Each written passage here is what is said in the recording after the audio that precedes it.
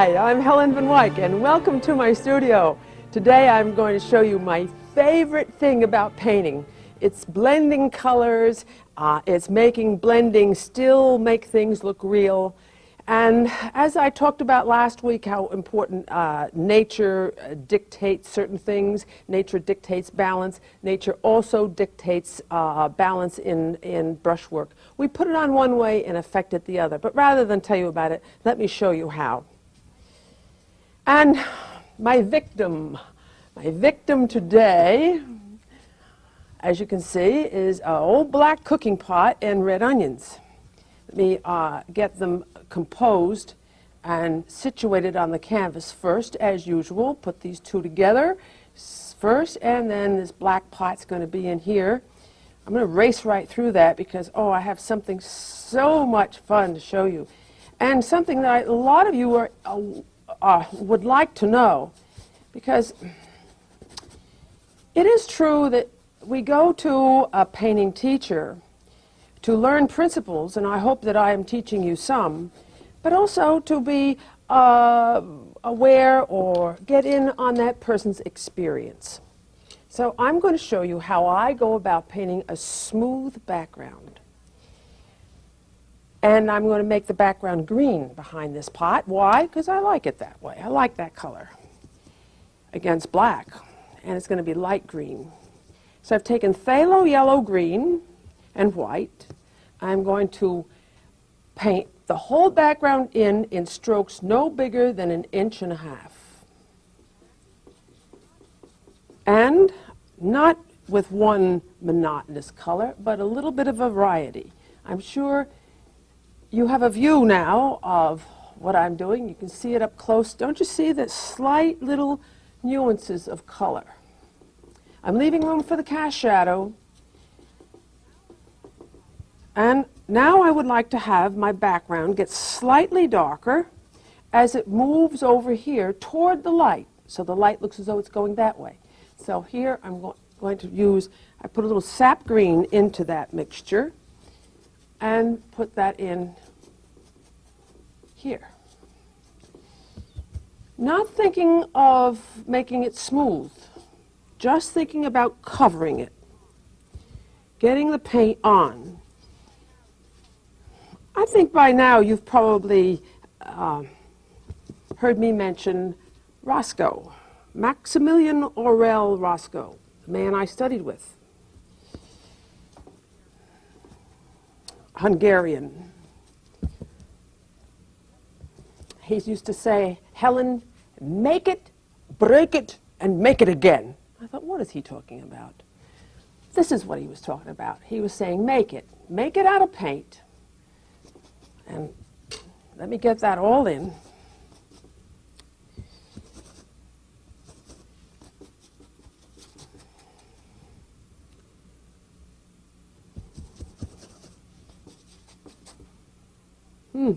Coming up with a funny color. Ah, that's better. Darker green and shadowed green, by the way. I shadowed it with red, the complementary color. But that's another story. I want to stick to what is important today, and that is blending. Blending and brushwork. There's the color of the cast shadow. Isn't it nice that this dark color on this side is balanced by this color over here? So I've made it. Make it. I always think having an accent is more impressive. And now I'm going to break it, in that I'm going to blend it all together with a big brush. Because now I have something. Oh, that brush is a little, I'd like to have a little softer. Maybe this one.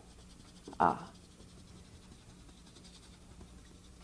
See, once the paint is down,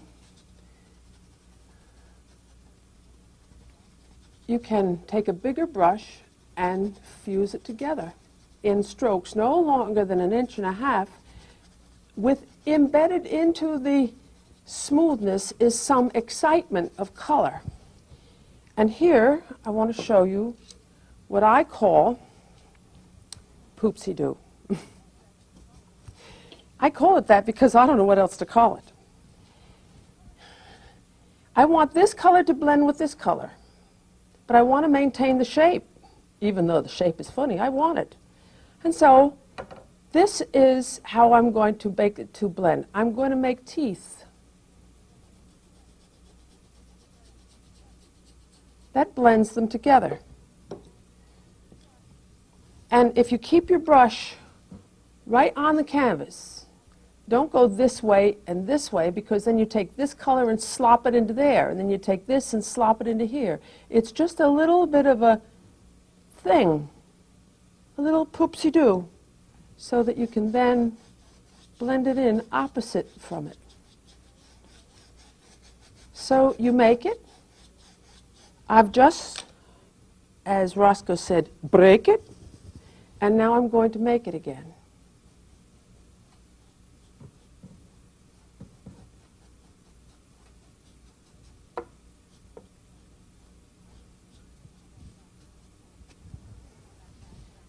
Well, let's see how that background acts with the copper, I keep calling that copper. It's a black pot. I've had it for years. I don't cook in that one. Ooh, no.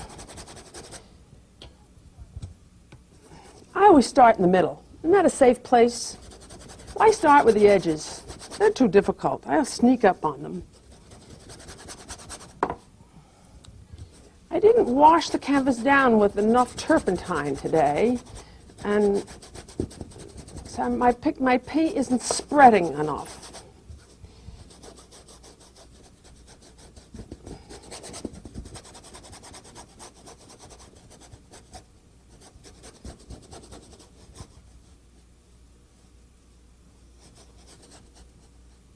And I could use that same blending on painting this pot. We learn one good thing and put it to use all the time. It's just like peeling potatoes. You know, you get a way of being able to peel a potato well, and you use it all the time. You don't say, I think I'll do it differently just for the sake of being different. We do it because it's efficient.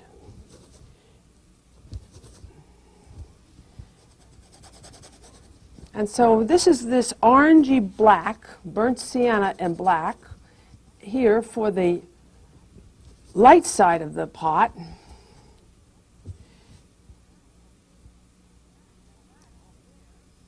And that over there is this dark shadow, made it out of blue, the complementary to orange. I'll get into that. Oh, look what I did here. No harm. Here's this poopsie-doo again. I want this color and this color to blend together to make the pot look round.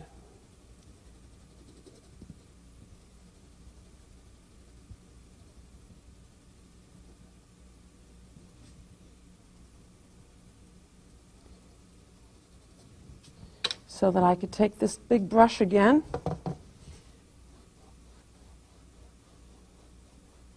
and blend it together. What if I wanted to add another lighter tone?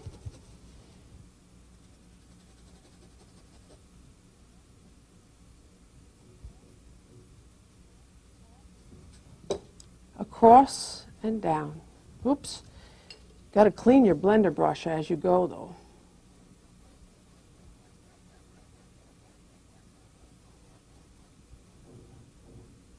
Put it on one way, affect it the other. Make it, break it, and make it again. So it starts to look round. Let me step back,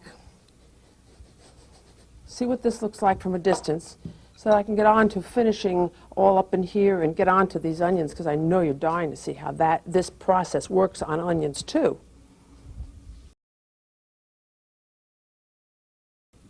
Let me show you how this make it, break it, make it again, or poopsie-doo works on painting these onions. Let me start out by sketching them in. You can see I made some preparation for this next lesson. This is going to be that one onion, the back one. This is going to be the one that's on its side. Oop! Take all that paint, Helen.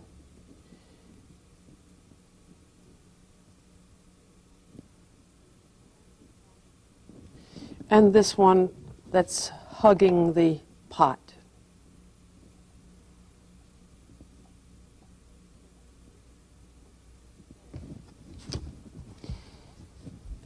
With a cloth, I like to wipe away where I have paint so I can start nice and clean.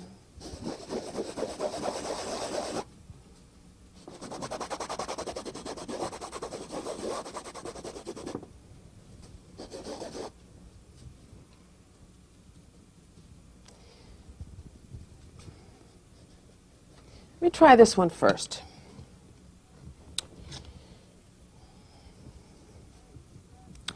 You can see that on an onion, if you look at the subject matter, that there are stripes coming this way. Well, that's the final result. That's what I want to end up with. Don't be greedy and go for the jugular vein right away, for the final effect right away. Save it for the last strokes, because this onion also goes around this way. So it goes this way and it goes this way, and it's this way that I'm going to put my paint on first. With a nice bright color here to represent the highlight.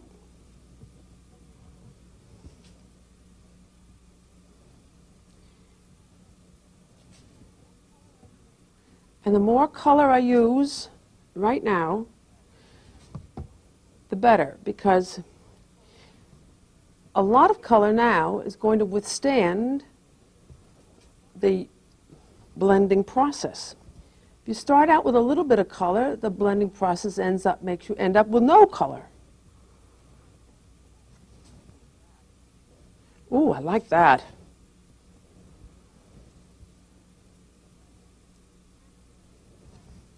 And we can't neglect putting in a shadow. And it's over here.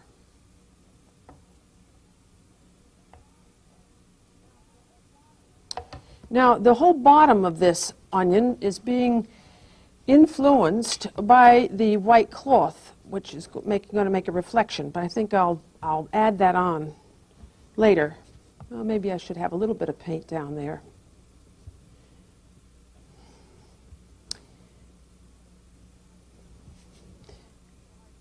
It was someone much wiser than I who said, if you want to test your courage, you do not have to go to war. Just try the arts. Because, let's see what is going to happen here. Let me take a nice soft brush and poopsie-doo.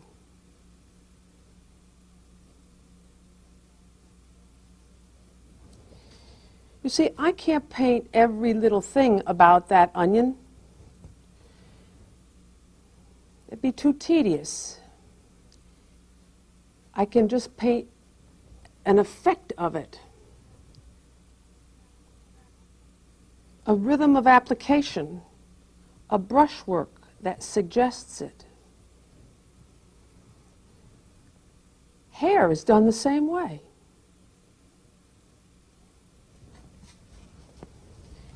So I put the paint down, smooth it out, and accentuate it again. Make it, break it, and make it. If it doesn't work, you wipe it out and start again. You don't go in and start picking at it, because it just ends up that all the paint gets all mushed together.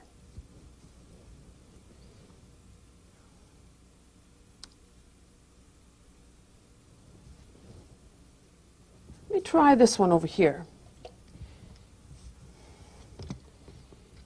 And again, starting with a nice thick gob for the highlight. This lovely, there's manganese violet.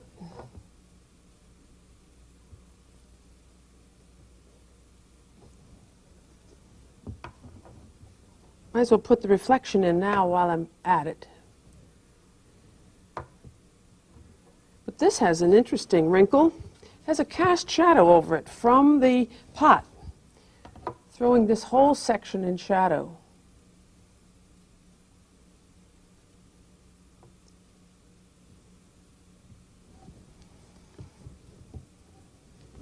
Now let's see what this moving will do. Let me try this brush.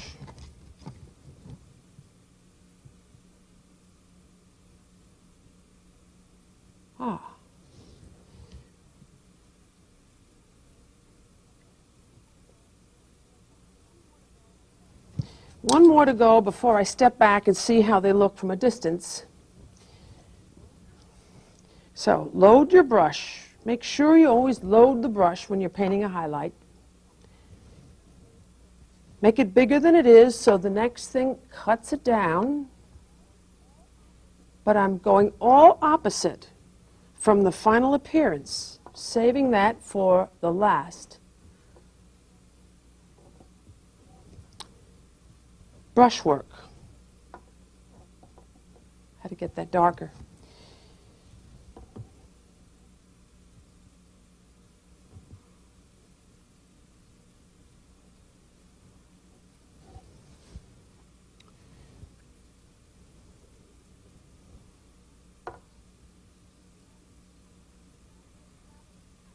Now this looks rather mechanical when you do it. But if you put it down, where's that brush I had? There it is. It at least gets you to a general overall effect.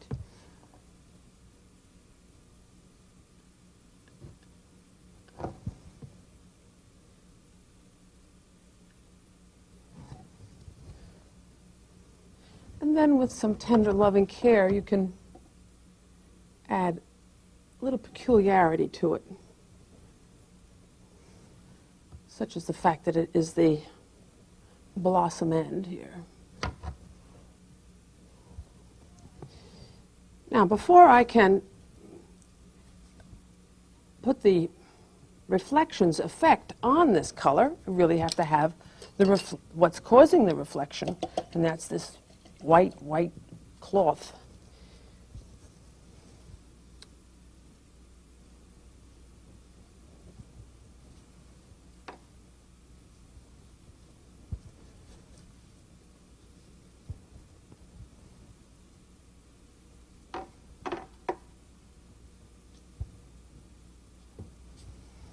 And the cast shadows from them on the cloth.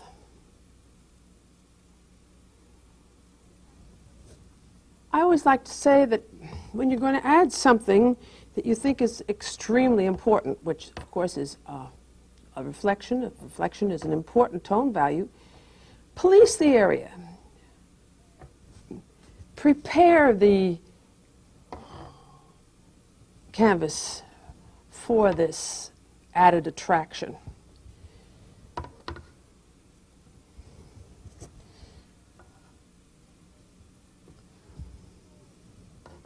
Get it all ready.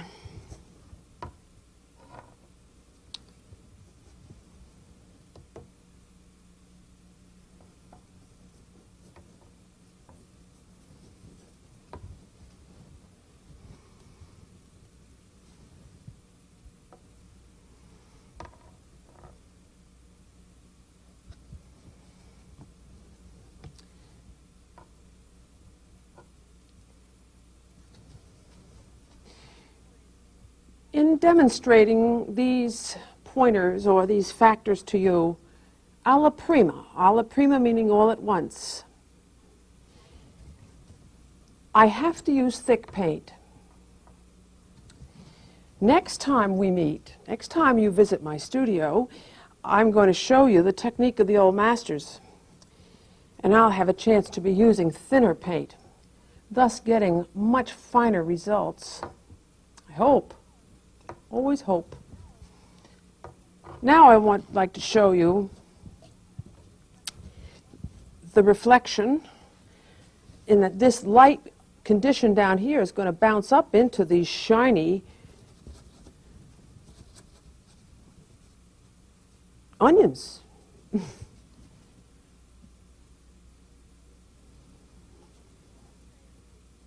I always say that the reflection marries the object to its environment. It adjusts it.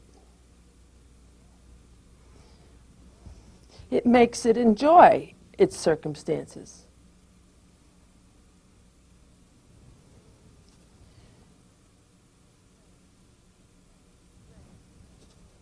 Gray, the beauty of gray, grayed color. Make a grayed color.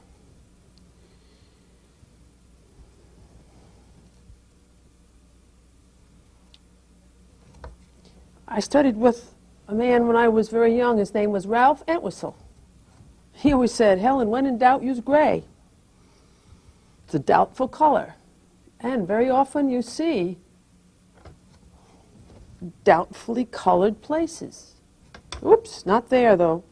Well, yeah, it's kind of whitish. You can see I'm always putting it on one way and affecting it opposite from the way I put it on.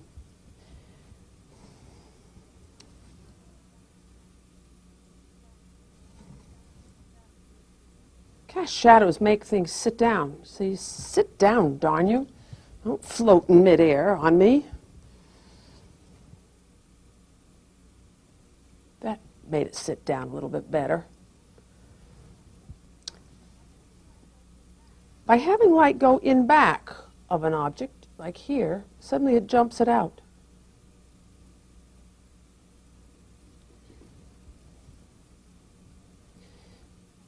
So I've been putting things on one way and influencing it opposite from the way I put it on in the first place. One thing you're going to do is you're going to get good coverage. How many of you have ever had to paint a room? Don't you kind of put it on this way and go up and down and smooth it in? We very often are frightened by the awesome thing that painting is about. We feel as though something else does it, except instead of just some practical horse sense.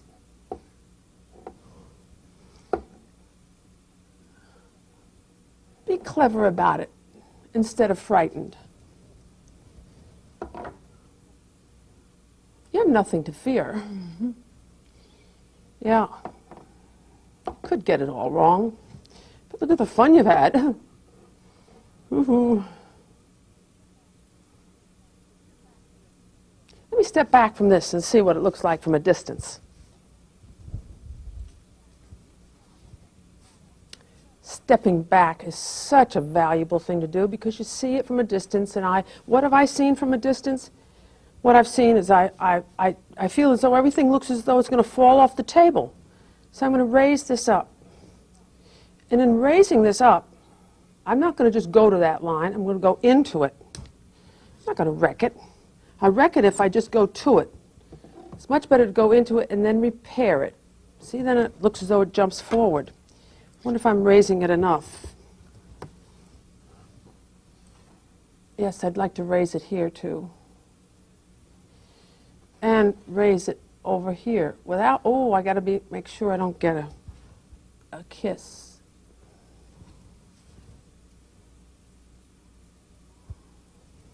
Go into it. I'll even enlarge it for the sake of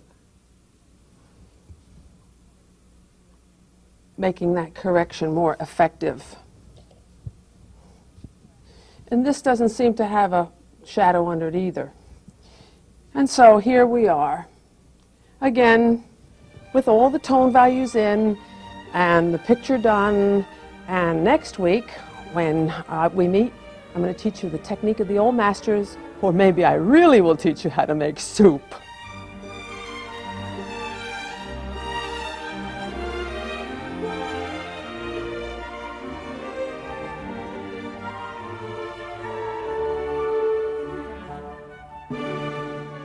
Hi, I'm Helen Van Wyck.